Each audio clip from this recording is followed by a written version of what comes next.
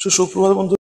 এই বছর এসএসসি চাকরি পাওয়ার কিছুগুলো টিপস নিয়ে এসেছি। দেখুন, হয়তো অনেক ছেলে মেয়ে এখন এমনও আছে যারা হয়তো বিভ্রান্ত, কি করে বুঝতে পারছে না, কিভাবে জবটা ক্র্যাক করে বুঝতে পারছে না। দেখুন, এই বছর সিট রয়েছে প্রায় 42,000 এবং এই বছর এসএসসি হলো, আর জীবনে হবে না।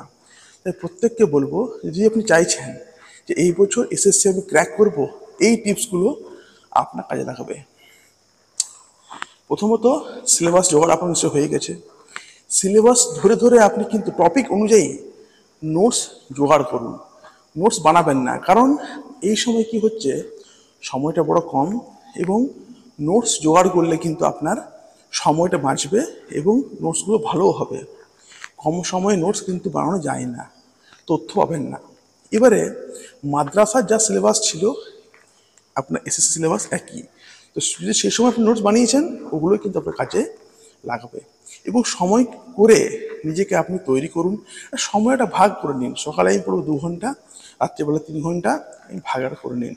টপিক অনুযায়ী ভাগ করুন। আপনি কোনটা কোন সময় আপনি পড়বেন, কোনটা কোন সময় পড়লে আপনার পড়া ভালো হবে।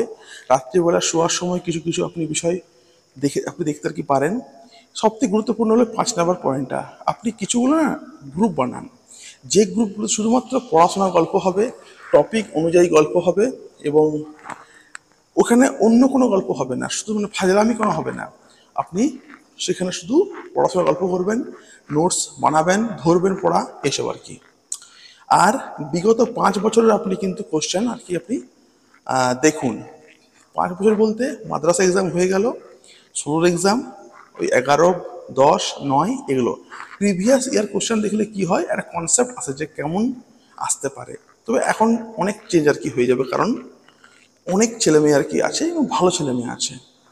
খুব কম কথা বলুন এই সময়। আপনার সব থেকে ফার্স্ট কাজ, খুব কম আপনি কথা কিন্তু বলবেন।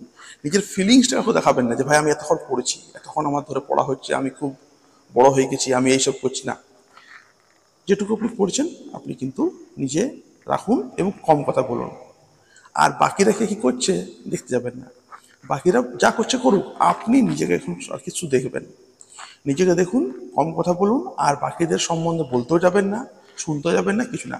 4 মাস তো নেই, 2 মাস, 2 মাস নিজেকে ঘরবন্দি করে রাখুন। আর 56 দিন মাত্র আছেই।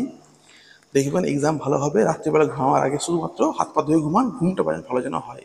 ঘুম ভালো হলে সব ভালো, ঠিক আছে। আর নোটস আমরা দিচ্ছি এখান থেকে, বেস একাডেমি থেকে।